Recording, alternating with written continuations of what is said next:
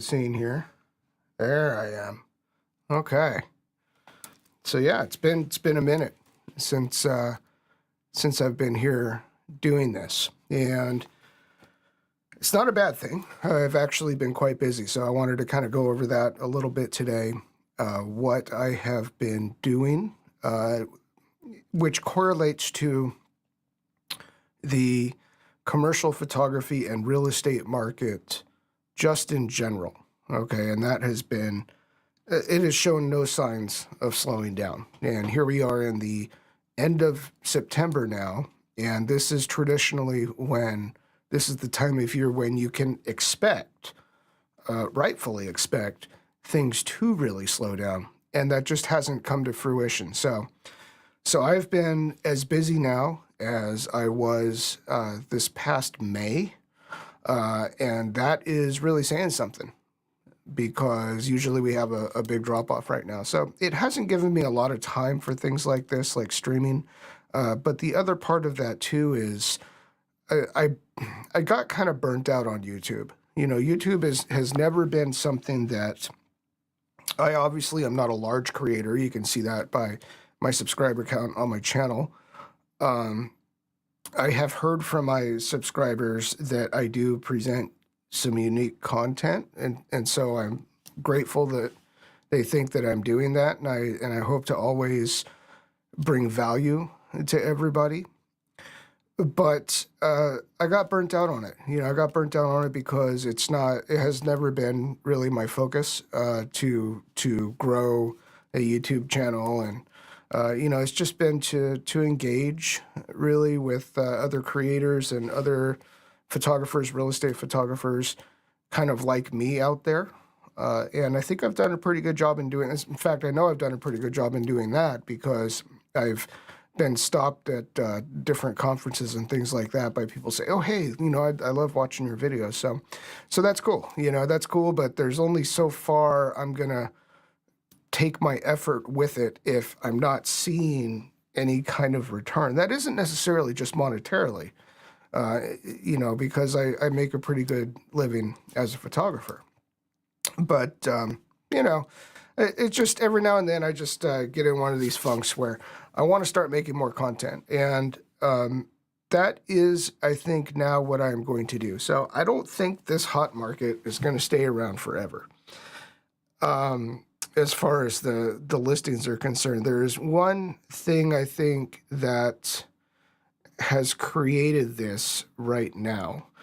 And that has more to do with the seller side than the buyer side. And so a lot of traction is always given to the buyers, like, hey, if interest rates go down even further, then buyers are going to get into the market. But I've been out there busy. I've been out there working, shooting real estate. And I don't think it's because there are a lot more buyers. I think it's because the roadmap right now of interest rates looks promising for them to go down a little bit. And so a lot of the sellers that were otherwise just waiting on the wings, me being one of them, we refinanced our mortgage into a 15-year a few years ago when money was really cheap at like 2.25%. And we would be crazy to sell ourselves out of that, right? So I think now it's been several years since that really cheap money has been, has been going around. And, people's circumstances and lives change within several years. And so, the people, it's kind of a double whammy. Like now it's like, okay, we're at a different point in life. We're ready to sell our house. And, if interest rates are going to go down a little bit, I don't seem so put out selling myself out of the cheap money that I borrowed however many years ago. So I think this is normal. I think it's cyclical. I would still advise people who are looking to buy a home to not wait or not try to time the market. That's always something that I'll advise people is, you're crazy if you try to time the market, even if there's cheap money going around or not. Just buy a home when you're ready to buy a home. So I've been out working. When I've been out working, there's been a lot of camera stuff that we should talk about. So the first thing I want to talk about is I picked up one of these, right? This is the brand new iPhone. It's the 16 Ultra Uber Gringo, whatever. Like they're all the adjectives are on this one. So it's titanium, it's giant, it's a terabyte. And really, I got, and it's funny because when I was going out and looking for these things, a buddy of mine, Josh Satin, another creator, or maybe it was Carlos Quintero, another creator, he says, have you ever shot the ProRes on the iPhone? I said, no. I think maybe, they were saying that in relation to like how much storage capacity I want to get on the thing. I said, no, but here's the thing, man, like, the phone that I traded in, I didn't trade it in, I still have it, but the phone that I'm coming from is a now several-year-old iPhone 12, all the adjectives on that one, the big one of the day, and it was getting pretty jank. It had a crack on the screen, and it wouldn't hold a charge anymore or anything. It's funny because, if you look at the marketing for the new iPhones, they'll say on the website, get up to, I think it's $400 or whatever it is for your trade-in value on 12 or newer. And mine was a 12, so I'm, hey, rad, I'm going to have some money coming back. So I filled out the little thing, okay, it's this condition, it's got a crack, it's this, that. And it comes back and it says, great news, we can recycle that for you. So they weren't even going to offer me anything on this old phone, right? And so I'm like, well, I'm going to keep it. I'm not going to have you recycle it. But anyway, I'm liking it so far. So the 16, all the adjectives one, it's noticeably lighter. So the titanium actually it was kind of funny. Like when I had no case on it and my other one didn't have a case on it, I could feel that the titanium one was actually lighter in the hand. And so that's kind of cool, I guess. My favorite feature so far, I know everybody's making a big deal about the action button. There's a button right here on it. I actually like on the new phone that to make it silent right here, the ringer switch isn't a flippy switch anymore. It's a press. And so it's just like every other button, but you long press to keep it on silent, you short, and then to take it off of silent. I don't know, it probably does other things too that I haven't dove too deep into it, but it's got all the new fancy cameras and stuff, so I don't know, but like I said, I only upgrade them. My last one was a 12 every few years, and so I'm just going to go for the beans, and even though where I was going with that is, I think it was Carlos said, have you shot the ProRes? Well, no, but maybe I will. you know, or maybe I can use it as some other kind of storage device. Like, I don't know, since I only keep and turn over these things every 3 years, what the next 3 years is going to hold, that 1 terabyte may be handy for that. So anyway, you know, so a lot of other announcements have happened too. Probably the most significant of which is are the pair of Canon cameras. So the Canon R5C and the Canon R1. Now, here's the interesting thing about these two. Let me talk first. As my dog goes crazy at something, let me talk first about the R1, because I feel like the R5C gets a lot of the traction on social media, on YouTube especially, and I understand why that is. You know, that's the people's camera, and it's the do it all. You know, it's clearly Canon's most important camera to get right is the R5 line of cameras. You know, clearly, you know, that's the one that it's just like because Sony has the A7 IV, right? So yes, you've got the Sony Alpha 1, you've got the Sony R line, you know, but the A7 IV is the one, or the A7 line, that's the one they have to get right, right? So I think the R5 is that camera for Canon. So let me, instead of jumping right into the R5, let me instead talk about the R1, because this I think is the more interesting story about this anyway, is when the R3, and the R3 is the camera that I use on the daily. The R3 is my daily driver for real estate photography. I have an R3 and I have a pair of R5Cs, and I also have a Blackmagic 6K full frame. That's my stable right now. But the R3 is my daily driver. So, and it's a fantastic camera. When it came out directly on the heels of the Sony Alpha 1. And the Sony Alpha 1, which was my daily driver for a couple of years, so I'm very familiar with that camera too. The Sony Alpha 1, spec for spec, throttles the R3. It's faster. It's got a faster reading sensor that happens to also be twice the resolution, which leads to it having a faster maximum flash sync speed. You know, I mean, the thing that the R3 has on the R1, the only thing the R3 has on the R1 is the body. You know, the professional body, the bigger battery, all that kind of stuff. The R3 is great for that. And it's really great. Like, I now know, after using the A1 for a couple of years and now using the R3 for probably about the past year or so, maybe a little bit less, I work faster with the R3 than I did with the Alpha 1, just for my workflow. Like, I know that that's true. But what I'm getting at here is when the R3 was announced, right on the heels of the Alpha 1, everybody was expecting it to be the R1, and it was not. It was the R3. Canon immediately jumped into saying, oh, yeah, this is the R3, but the R1 is still coming. But for right now, I remember they called it a co-flagship with the 1DX Mark III, right? The R3 and the 1DX Mark III are both our flagships at this moment. Now, fast forward a couple years, and camera tech has been moving, right? You've got Sony now has a global shutter, A9 III. You've got Panasonic's GH7 with 32-bit float recording internal, I think it is. And that's kind of a big deal. It's a big deal I think the camera companies are, you know, just starting to realize. And we'll get into that kind of stuff too. And Canon comes out with the R1, which is an R3.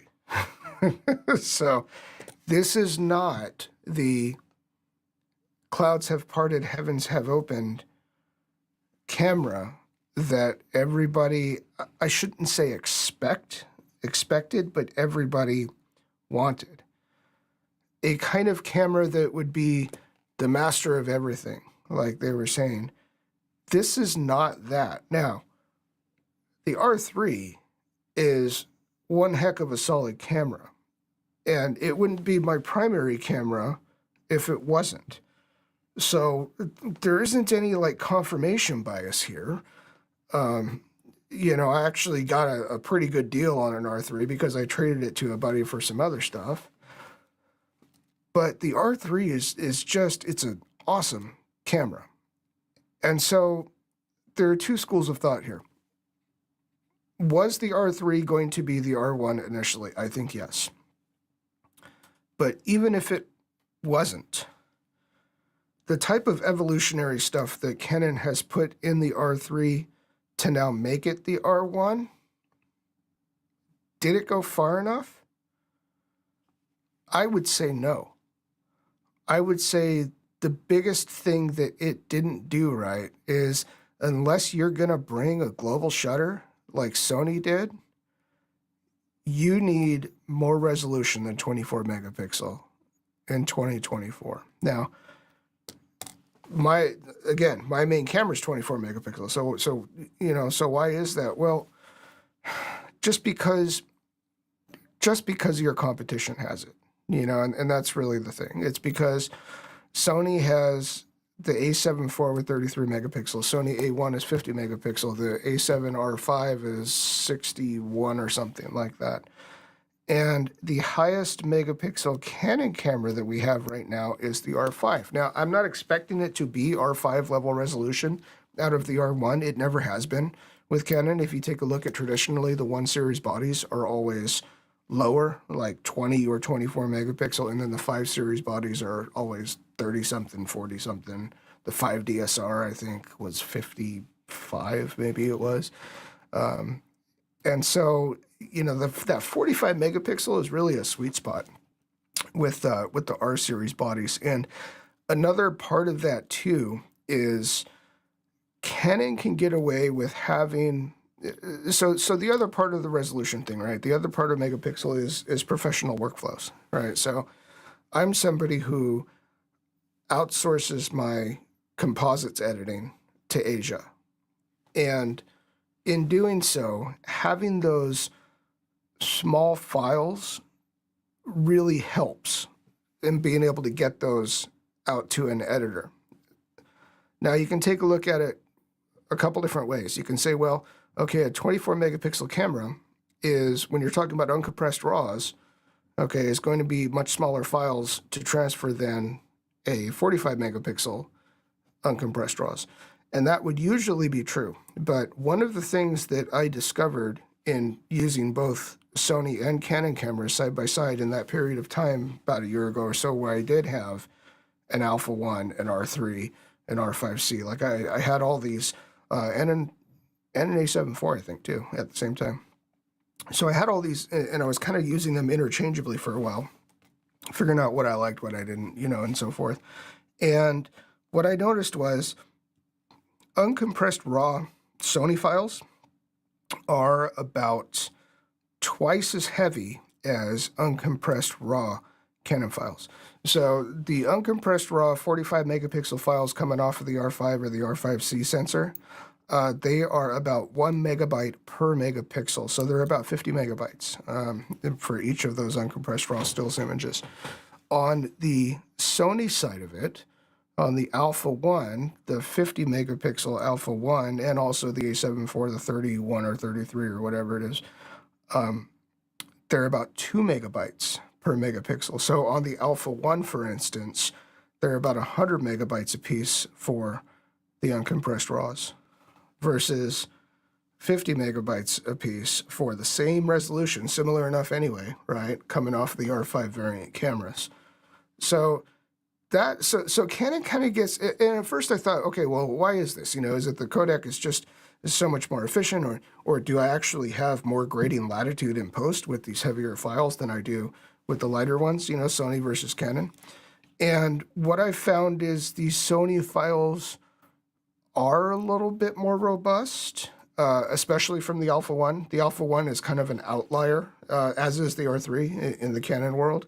You know, A1 files are more robust in the grade than are the A7 R5 or the A7 IV files. And so they just, you know, it's something like they just feel like anybody who's ever worked with like R3D, right? So 16-bit RAW files from Red knows kind of just how well it takes a grade and how big tweaks make little differences, if that makes sense, you know. So, but Sony files are kind of like that in comparison to Canon files. Canon files have kind of hard. They're actually really good in the shadows, but especially the highlights have like kind of this hard, clippy point of no return shelf, whereas Sony's approached that a little bit more gently. So anyway, I'm getting off track here. So what I'm trying to say is the file size of the Canon, since they are lighter, it's less of a penalty to go up in resolution, right? So when you have these sideline sports photographers and such that are taking a look at, you know, at the R1, to get the R1 into 30 megapixel territory is really not a penalty in workflow compared to 24, but it can give extra croppability advantages. Not a lot, but it's there, and it's nice to have. Like, I can tell the difference. Just with my eyeballs, I can tell the difference between an R3 image that I've taken and an R5C image that I've taken. The R5C one has more detail. I mean, it's just higher resolution. You know, you can punch in further, so it's just there. You know, so using the same glass, you know, the L series glass or whatever, same lens, you know, and it's just, you can see it, you know. So anyway, let me get off of Canon a little bit. And there isn't anybody watching this, and that's okay because I've been gone for a long time, so I understand that. But I'm going to say my piece and then go on about my day, and maybe comments will come in afterwards. And I do want to do this more regularly too. So that's the other thing about it. You know, is I gotta jump back in some point and not have anybody watching. And that's this time. So through this, all right. I mean, I could talk about Nikon, but why would anybody want to talk about Nikon? I only say that like half jokingly, you know. It's like, we all know about the red thing, you know, and I have been on since that all happened, you know. But Nikon is still just kind of the same, kind of your dad's Nikon, floundering kind of, you know, like the Z8 and the Z9 are really good, and it's kind of like they made those and then went, you know, and it's like, no, you can't do that, you know, because all these other companies are still working. So, so I'm not going to talk about Nikon because there's not really a lot to talk about there with Nikon. But I do want to talk about Sony because Sony has been very quiet. And so let's also talk about the C80, the Canon C80 and the Canon C400, and what Sony could do really to play in that kind of field. So the first thing that needs to be mentioned about this is that the FX6 is an absolute baller camera. I mean, the FX, I have seen so many FX6s on, you know, with ENG and, like, you know, you go to conventions and stuff, you know, some FX6s everywhere, you know, filming these things. It's just, it has become the ubiquitous working man's dock / Cinecam, the Sony FX6 has. And there are a lot of reasons for that. It does a whole lot of things right and well. So, will the Canon C80 replace the FX6? I don't think so. You know, I don't think the C400 will either. It's not that they're bad. I mean, they look cool. Like, I mean, it's, you know, I'm looking at them. You know, I was like, hey, you know, maybe I should bring one of these in. But other than the higher resolution, I don't see him doing anything different or better than an FX6 does. An FX6 is like, you know, and here's the other thing about it, like broadcast, like most broadcast in the country is still like, it's not even 1080p. You know, FX6 does 4K. And that's the, you know, these type of like dock cameras and stuff, like usually you're not shooting any higher than 4K for this kind of stuff. I do like 6K. I don't as much like 8K. I think 6K is kind of the sweet spot right now, but the FX6 is still such a current camera, you know, and it's like, and I've thought about buying an FX6 recently, you know, and I still might. I mean, it's, you know, it's just a killer camera. It just does everything right. The only problem is you have that same Sony skin with the FX6. Like, you know, you point it at somebody and they kind of look like a fluorescent Oompa Loompa, you know, and that's just Sony, man, you know. But when you've got these guys that are out there running and gunning, quick turn stuff, broadcast stuff, you know, it's being fed out to a video village or something, you know, the FX6 is fantastic for that. So I don't know what Sony's going to do. I think Sony needs a 6K camera just to stay kind of current. You know, in that the ENG dock kind of space, they need a 6K camera. So maybe they will do that. What else did I want to talk about while I'm here? The new Rode thing came out. It looks like it sucks. The new Rode streamer thing. It's 1080p, man. It's 1080p, and this is 2024. Like, you know, and they have a smaller, less expensive device that has that same unison. I think they call it preamp in it, and it does 4K. That's their Streamer X thing. So I don't know what they've done. They've built a too expensive ATEM. is what they've done at $1,200. It's strange. So it's competing, I think, mostly with the Yellow Box Pro, and that's something that I have thought to maybe get into, and I still might. Right now, I'm still streaming on software, and my connection isn't like hugely good or stable here, and so there are some things the Yellow Box devices do that can maybe shore that up a little bit. And I won't need to stream on software to be able to bring up comments when people engage. And so that's another thing that's nice with that. And so anyway, short stream. I've been going for about half hour. It doesn't look like I have really any engagement, which I said is fine, you know, because I'm not doing this on the regular. So once I start doing it on the regular again, I'm sure that'll ramp up like it has in the past. But yeah, watch this in the rears there. I'm going to keep it up for however long. If you want to watch it and comment, I'd be happy to engage with you in the comments below. And I am going to start doing YouTube. You know, I got to be out of my burnout phase, right? So I'm going to start doing YouTube a little bit more regularly. And I will see you again soon. Peace.